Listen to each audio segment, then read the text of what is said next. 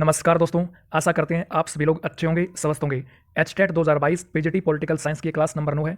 8 क्लासें इससे पहले हमने कंप्लीट कर ली है। यदि वो क्लासें आपने नहीं देखी है तो इसी चैनल पे एचटेट पीजीटी पॉलिटिकल्स नाम से प्लेलिस्ट बनी हुई है, तो क्लासें आप वहाँ से जाके अटेंड कर सकते हैं। इस सीरीज़ के अंदर हमने टॉप 2000 एमसीक्यू कवर करने हैं, जो आपके एग्जाम पॉइंट ऑफ व्यू से काफ़ी ज़्यादा इंपॉर्टेंट रहने वाले हैं। तो चलिए क्लास को स्टार्ट करते हैं। आज का सबसे पहला क्वेश्चन, वर्तमान लोकसभा में प्रत्येक राज्य के लिए स्थानों का आवंटन आधारित है 1951 की जनगणना पर, 61 की, 71 की या फिर 81 की।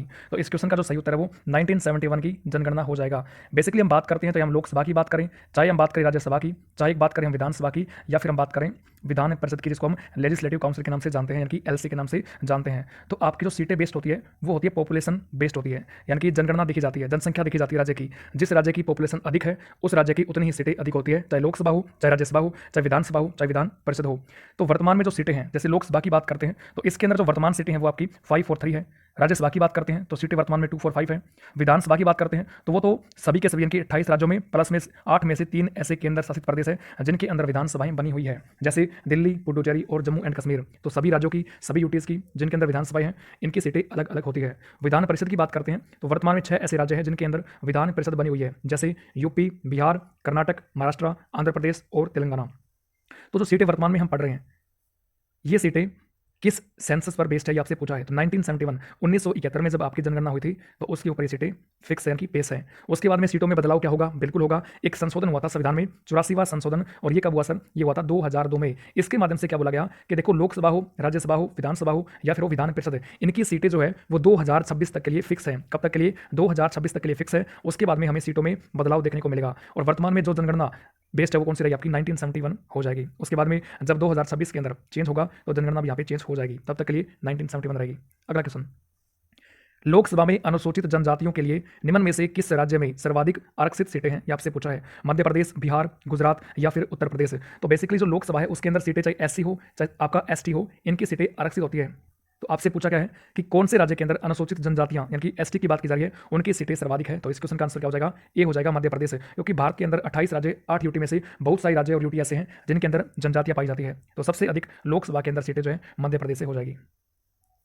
लोकसभा को कार्यकाल पूरा होने से पहले भंग किया जा सकता है, कौन करेगा? राष्ट्रपति के द्वारा स्वविवेक से, प्रधानमंत्री के द्वारा स्वविवेक से, लोकसभा द्वारा स्वविवेक से, या फिर प्रधानमंत्री की सिफारिश पर राष्ट्रपति के द्वारा। तो लोकसभा की बात करते हैं, लोकसभा संसद का निम्न सदन है, प्रथम सदन है, जनता का सदन है, लोकप्रिय सदन है और एक टाइप से अस्थायी सदन होता है। अस्थायी सदन क्यों बोला? क्योंकि भाई लोकसभा का कार्यकाल होता है फिक्स। कितने साल का होता है? 5 साल का कार्यकाल लोकसभा का होता है। 5 साल के बाद लोकसभा ऑटोमेटिकली भंग हो जाती है। हालांकि इसका कार्यकाल बढ़ाया भी जा सकता है जब देश में लगा हो आपातकाल। तो ड्यूरिंग इमरजेंसी लोकसभा हो चाहे विधानसभा हो, इनका कार्यकाल एक बार में 1 साल के लिए बढ़ाया जा सकता है। तो ये भी बात इंपॉर्टेंट है, आपको याद करनी है। तो 5 साल कार्यकाल वैसे तो है, क्योंकि 5 साल के बाद में तो लोकसभा की सारी सीटें जो हम पढ़ते हैं ना, 543 एमपीज है, ये सभी सीटें एक साथ खाली हो जाती है। इस कारण हम क्या बोलते हैं कि लोकसभा एक अस्थायी सदन होता है। तो क्या लोकसभा 5 साल के बाद ही भंग होती है? ऐसा नहीं होता है। यदि सरकार अपना बहुमत खो देती है तो लोकसभा 5 साल से पहले भी भंग हो सकती है। यह बात संविधान के आर्टिकल नंबर 85 में लिखी है। तो ऐसा कौन करता है? अब सवाल तो ये उठता है कि लोकसभा को आखिरकार भंग कौन करता है? तो ये पावर होती है पीएम की सिफारिश पर, on the recommendation of prime minister. ये पावर आपकी राष्ट्रपति के पास होती है कि राष्ट्रपति लोकसभा को समय से पहले भी भंग कर सकते हैं। किसकी सिफारिश पर? पीएम की सिफारिश पर।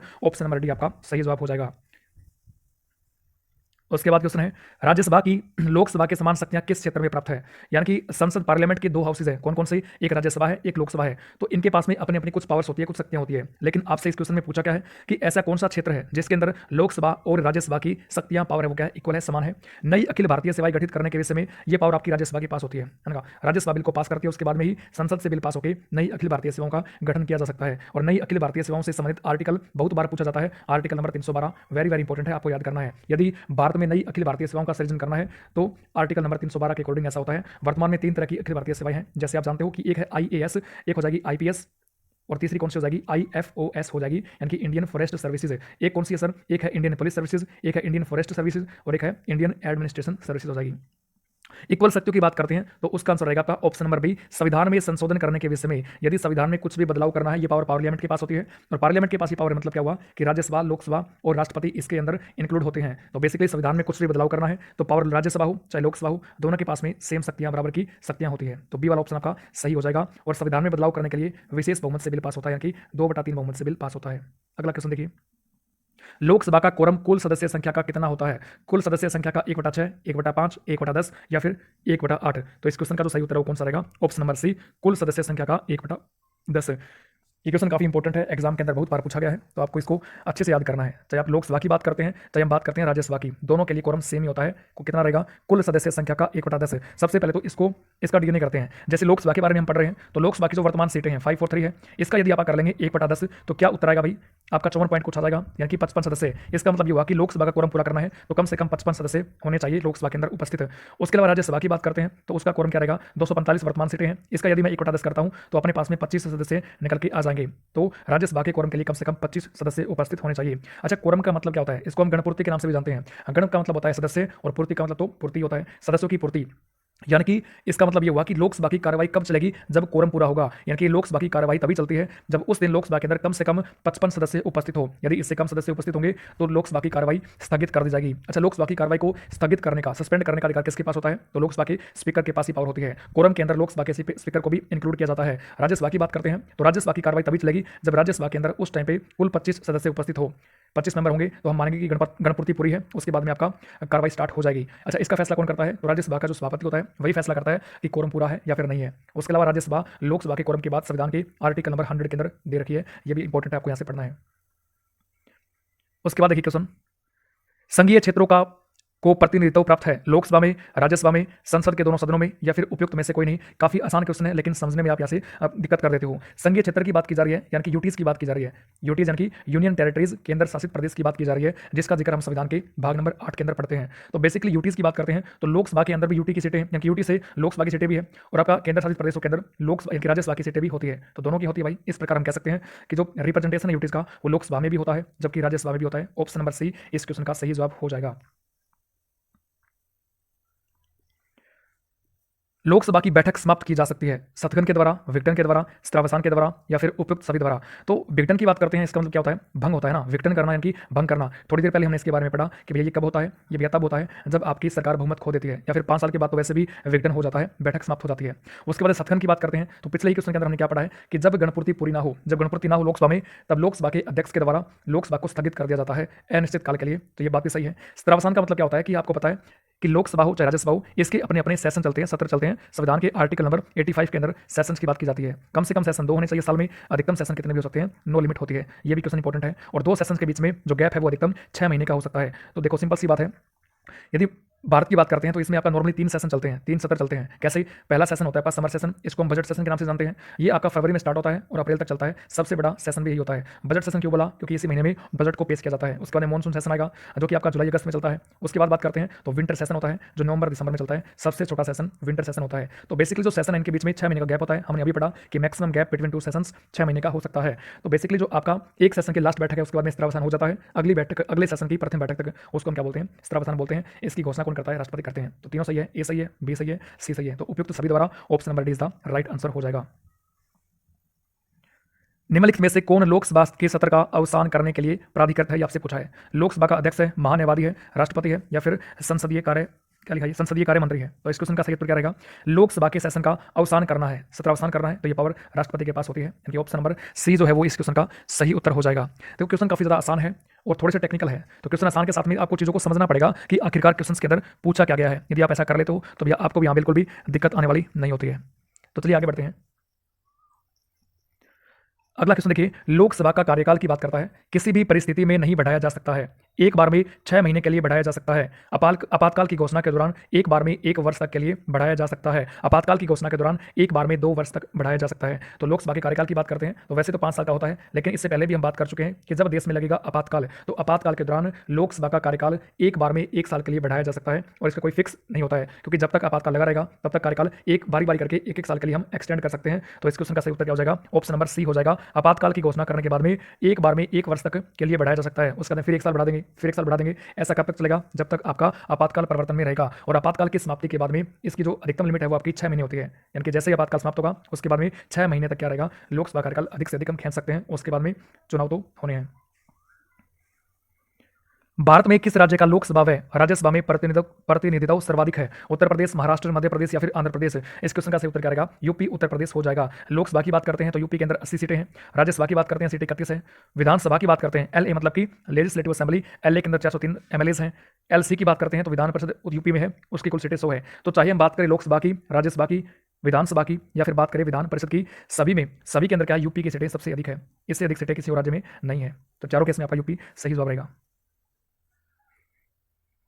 निम्नलिखित में से किस राज्य से लोकसभा के 2 सदस्य निर्वाचित होते हैं या फिर किए जाते हैं? ऐसा क्वेश्चन आपसे कम ही पूछा जाएगा, लेकिन भैया क्वेश्चन तो कैसे भी बन सकते हैं, आपको सब चीजों के लिए यहाँ पे प्रिपेयर रहना पड़ेगा। तो क्वेश्चन जो आपसे पूछा है तो क्या पूछा भैया कि निम्न में से किस राज्य की लोकसभा के 2 सदस्य निर्वाचित किए जाते हैं? ऑप्शन के हिसाब से आपको बताना है क्या रहेगा। तो इस क्वेश्चन का उत्तर रहेगा ऑप्शन नंबर ए, त्रिपुरा हो जाएगा। त्रिपुरा की 2 सीटें हैं लोकसभा से। भारत में लोकसभा अध्यक्ष जो स्पीकर होते हैं उनको मनोनीत किया जाता है, चयनित किया जाता है, निर्वाचित किया जाता है या फिर नियुक्त किया जाता है। तो लोकसभा के जो स्पीकर हैं तो बेसिकली कहाँ से बनते हैं? लोकसभा के अंदर 2 पदाधिकारी मेन होते हैं, जबकि एक तीसरे लोकसभा के महासचिव भी होते हैं। आर्टिकल जब हम संविधान का 93 पढ़ते हैं उसके अंदर लोकसभा अध्यक्ष और लोकसभा के उपाध्यक्ष की बात की जाती है, यानी कि दोनों पद की बात यहाँ पे की जाती है। तो बेसिकली जो आपकी लोकसभा की वर्तमान सीटें हैं 543, इन 543 सीटों में से क्या होता है, चयनित किया जाता है किसको? एक स्पीकर को और एक आपका डिप्टी स्पीकर को चयनित किया जाता है, सिलेक्शन होता है। तो ऑप्शन नंबर बी इस क्वेश्चन का सही उत्तर हो जाएगा। यानी कि जब नई लोकसभा बनती है तो 543 एमपीज जो आपके चुने जाते हैं, निर्वाचन होता है, उनका चुनाव होता है। उसके बाद में इन 543 सीटों में से एक बनता है स्पीकर, एक बनता है डिप्टी स्पीकर, यानी कि उपाध्यक्ष बनता है। तो इनको बेसिकली क्या होता है, चयनित किया जाता है। लोकसभा का अध्यक्ष अपना त्यागपत्र किसे सौंपता है? महान्यायवादी को, उपाध्यक्ष को, भारत के राष्ट्रपति को, भारत के मुख्य न्यायाधीश को? इंपॉर्टेंट क्वेश्चन है भाई। तो लोकसभा के जो स्पीकर रहेंगे वो अपना त्यागपत्र यानी कि रिजाइन किसको सौंपेंगे? उपाध्यक्ष को सौंपते हैं। यहाँ पे उल्टा होता है, जैसे हम पढ़ते हैं राष्ट्रपति केस में, तो भारत के राष्ट्रपति भारत के उपराष्ट्रपति यानी कि वीपी वाइस प्रेसिडेंट को अपना त्यागपत्र सौंपते हैं और वाइस प्रेसिडेंट अपना त्यागपत्र राष्ट्रपति को सौंपते हैं। तो ठीक वैसे ही जो लोकसभा के स्पीकर होते हैं वो अपना त्यागपत्र लोकसभा के डिप्टी स्पीकर को सौंपते हैं यानी कि उपाध्यक्ष को सौंपते हैं, जबकि भारत के इनके जो लोकसभा के जो डिप्टी स्पीकर होते हैं वो अपना त्यागपत्र स्पीकर को सौंपते हैं। यहाँ पे भी उल्टा होता है, आपको याद करना है। कार्यकाल की बात करते हैं तो भैया अध्यक्ष उपाध्यक्ष का कार्यकाल 5 साल का होता है। और वैसे हम कहते हैं कि जब नई लोकसभा चुन के आती है तो उस नई लोकसभा की प्रथम बैठक के ठीक पहले तक आपका स्पीकर का कार्यकाल होता है। उसके बाद हमने पढ़ लिया कि इनका सिलेक्शन होता है। एक पॉइंट याद क्या करना आपको कि लोकसभा के स्पीकर और डिप्टी स्पीकर अपने पद की शपथ नहीं लेते हैं, ये भी इंपॉर्टेंट है, आपको यहाँ से याद कर लेना है।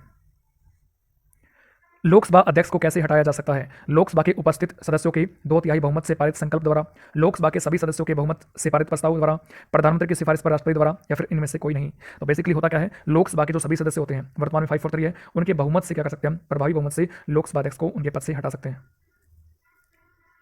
प्रोटेम स्पीकर का कर्तव्य क्या होता है? स्पीकर की अनुपस्थिति में सदन की कार्यवाही का संचालन करना, सदस्यों को शपथ दिलाना, स्थानापन्न रूप से स्वीकार का कार्य करना, स्पीकर का कार्य करना जब स्पीकर के चुनाव की संभावना न हो, केवल सदस्यों के चयन प्रमाण पत्रों के को चेक करना कि वह सही है। तो इस क्वेश्चन का आंसर क्या रहेगा? ऑप्शन नंबर बी हो जाएगा, सदस्यों को शपथ दिलाना। उसके अलावा काम क्या होता है भाई? उसके अलावा स्पीकर का यानी कि प्रोटेम स्पीकर का काम होता है कि नए स्पीकर का, लोकसभा के लिए नए स्पीकर का चुनाव करवाना। तो प्रोटेम का मतलब होता है कुछ समय के लिए। तो स्पीकर तो बनते हैं लोकसभा में, लेकिन ये टेम्पररी होती है, कुछ टाइम के लिए बनते हैं, इसलिए इनको क्या बोल दिया? प्रोटेम स्पीकर बोल दिया। अच्छा, प्रोटेम स्पीकर जो होता है उनकी नियुक्ति करनी हो, उनको पद से हटाना हो, वो अपना त्यागपत्र किसे देंगे या फिर प्रोटेम स्पीकर को शपथ कौन दिलाएगा? तो बेसिकली इन सभी क्वेश्चन का आंसर क्या होगा? भारत के राष्ट्रपति हो जाएगा। यानी कि प्रोटेम स्पीकर को शपथ दिलाना, उसका बाद उनको हटाना पद से, प्रोटेम स्पीकर अपना त्यागपत्र, ये सारे के सारे जो काम होते हैं वो भारत के राष्ट्रपति करते हैं। प्रोटेम स्पीकर कुछ टाइम के लिए होते हैं। इनके 2 काम होते हैं, एक तो लोकसभा के जो एमपीज हैं सदस्य हैं उनको शपथ दिलाना, और दूसरा नई लोकसभा स्पीकर की चयन करवाना, ये काम होता है।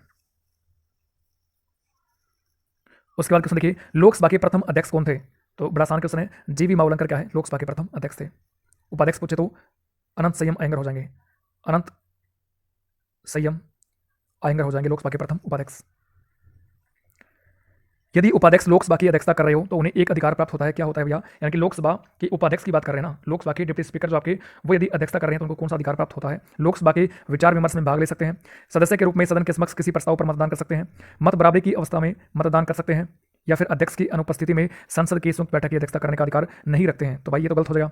4th नंबर ऑप्शन जो आपका है वो गलत हो जाएगा, क्योंकि जब भी संयुक्त बैठक बुलाई जाती है उस कंडीशन में पहले तो जो आपके लोकसभा के स्पीकर होते हैं वही ज्वाइंट सेशन की अध्यक्षता करते हैं, उसके बाद में यदि वो एब्सेंट है तो उनकी अनुपस्थिति में जो डिप्टी स्पीकर है लोकसभा के वो संयुक्त बैठक की अध्यक्षता करते हैं। लेकिन इसमें क्या लिखा है? नहीं कर सकते हैं। तो भाई ये तो आपका गलत हो जाएगा, सही नहीं है। उसके अलावा देखो क्या चीज़ इसमें से कथन सही हो सकता है, वही आपसे पूछा है। वेरी इंपॉर्टेंट क्वेश्चन है वैसे तो इस क्वेश्चन में आगे पढ़ते हैं आप कि मत बराबरी की अवस्था में मतदान कर सकते हैं। तो भैया ये पढ़ना पड़ेगा ना कि मत जब बराबर हो जाते हैं क्या उस अवस्था में मतदान करने का अधिकार रखते हैं? तो बेसिकली हमें तो ये बात पढ़नी है, तो ये बिल्कुल आपका सही हो जाएगा। जब भी आपके मत बराबर हो जाते हैं तो उस अवस्था में मतदान कर सकते हैं, जिसको हम कास्टिंग वोट कहते हैं। ये वाला उत्तर आपका जो वो सही हो जाएगा।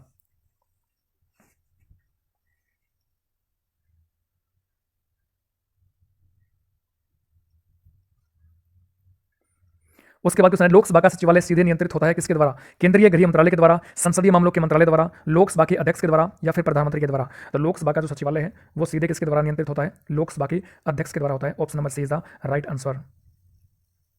लोकसभा में किसी विधेयक पर आम बहस निम्नलिखित में से किस स्तर पर होती है? विधेयक की प्रस्तुति के समय, प्रतिवेदन स्तर पर, द्वितीय वाचन में या फिर तृतीय वाचन में? तो बेसिकली इसमें क्या होता है, जब आपका द्वितीय वाचन चलता है उसमें बहस होती है। उसके बाद क्वेश्चन है, निम्नलिखित कथनों पर विचार कीजिए। संघ राज्य क्षेत्रों का राज्यसभा में प्रतिनिधित्व नहीं होता है। तो भैया क्यों नहीं होता? इससे पहले हम पढ़ चुके हैं, लोकसभा में भी होता है, राज्यसभा में भी होता है यूटीज का जो प्रतिनिधित्व वो।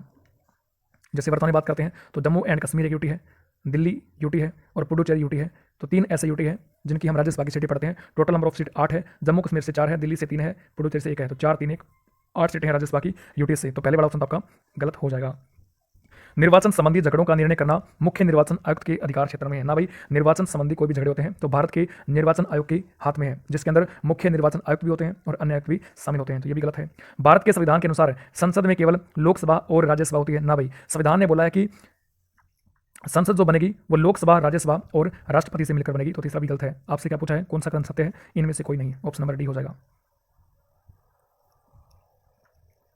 राज्यसभा के सदस्य चुने जाते हैं राज्यों की विधानसभाओं के द्वारा, राज्यों की विधान परिषदों के द्वारा, नगर पालिकाओं के सदस्यों एवं ग्राम पंचायतों के सदस्यों द्वारा, राज्यों की विधानसभा व विधान परिषदों के द्वारा। तो इस क्वेश्चन का सही उत्तर क्या रहेगा? ऑप्शन नंबर ए हो जाएगा। राज्य की जो विधानसभाएं होती है उनके सदस्य ही राज्यसभा के सदस्यों को चुनने का काम करते हैं। ये इंपॉर्टेंट है, आपको याद करना है। विधान परिषद क्यों नहीं रहेगा? क्योंकि सभी राज्यों के अंदर विधान परिषद नहीं होती है, मात्र 6 ही राज्यों के अंदर विधान परिषद बनी हुई है। इस कारण से इनको शामिल नहीं किया जाता। ना पंचायतें शामिल होगी, विधान परिषद शामिल नहीं है। तो पीछे क्या ऑप्शन बचता है आपका? विधानसभा बचता है। राज्यसभा का सर्वप्रथम गठन कब हुआ था, ये आपसे पूछा है। तो चाहे आपका संसद पूछ ले, चाहे पूछ ले लोकसभा के बारे में, चाहे पूछ ले राज्यसभा के बारे में, इन तीनों का ही गठन 1952 के अंदर हुआ था।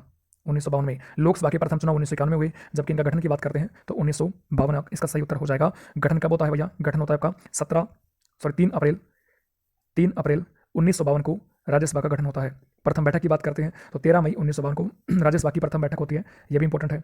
जब इनकी बैठक हुई तो राज्यसभा का नाम क्या था? राज्यों की परिषद था। यानी कि जब गठन हुआ राज्यसभा का उस टाइम पे नाम था राज्यों की परिषद। उसके बाद में इसके ठीक 2 साल बाद 23 अगस्त 1952 को राज्यसभा का नाम राज्यों की परिषद से चेंज करके राज्यसभा कर दिया गया था। आज भी क्या नाम दिया? राज्यसभा है। लोकसभा की बात करते हैं तो लोकसभा गठन 17 अप्रैल 1952 को हुआ था। प्रथम बैठक की बात करते हैं तो वो आपकी 13 मई 1952 को हुई थी। और लोकसभा की बात करते हैं तो इसका पहले नाम क्या था? जनता का सदन था। वर्तमान में क्या है? लोकसभा है। राज्यसभा कैसे भंग होती है? सभापति का कार्यकाल पूरा होने पर लोकसभा के साथ स्वतः भंग हो जाती है।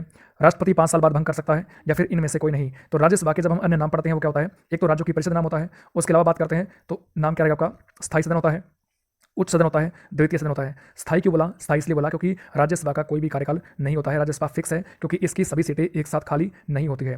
प्रत्येक 2 वर्ष के बाद में राज्यसभा की 1/3 सीटें खाली हो जाती है और इतनी ही सीटों का उसी टाइम पे चुनाव करवा लिया जाता है। इस कारण से राज्यसभा के अंदर सीटें कंटिन्यू बनी रहती है। इस कारण से हम कहते हैं कि राज्यसभा कभी भंग नहीं होती, एक टाइप का स्थायी सदन होता है। तो ऑप्शन क्या रहेगा? ऑप्शन डी, इनमें से कोई नहीं सही जवाब हो जाएगा। आज का लास्ट क्वेश्चन, राष्ट्रपति द्वारा राज्यसभा में कितने व्यक्ति मनोनीत किए जा सकते हैं? तो राज्यसभा में राष्ट्रपति के द्वारा 12 सदस्य नॉमिनेट किए जाते हैं। वेरी वेरी वेरी इंपॉर्टेंट है। और जो ये प्रावधान है ये हमने कहाँ से ले रखा है? आयरलैंड से अपना रखा है। मनोनीत के बारे में तो आपने बहुत बार पढ़ा होगा, लेकिन ये जो कंसेप्ट है ये हमने कहाँ से लिया? आयरलैंड से अपना रखा है। कौन करता है नॉमिनेट? नॉमिनेट करते हैं भारत के राष्ट्रपति। कितने सदस्यों को? 12 को। कौन से 12? इनका बेस क्या है? जिनका कला, साहित्य, विज्ञान, सामाजिक सेवा के अंदर बेहतरीन प्रदर्शन रहा हो, ऐसे कहीं 12 सदस्यों को राष्ट्रपति क्या करते हैं? राज्यसभा में नॉमिनेट करते हैं। इनका किसी प्रकार का चुनाव नहीं होता है। अच्छा, प्रथम अभिनेत्री कौन थी जिनका राज्यसभा में नॉमिनेट किया गया, नॉमिनेशन किया गया? वो थी संजय दत्त की माताजी नरगिस दत्त। तो ये भी आपको याद करना है, नरगिस दत्त हो जाएगा। तो आज के लिए इस वीडियो में इतना ही पढ़ते हैं, मिलते हैं नेक्स्ट वीडियो में। तब तक के लिए भाई सभी को जय हिंद, सभी को राम राम, जय हिंद।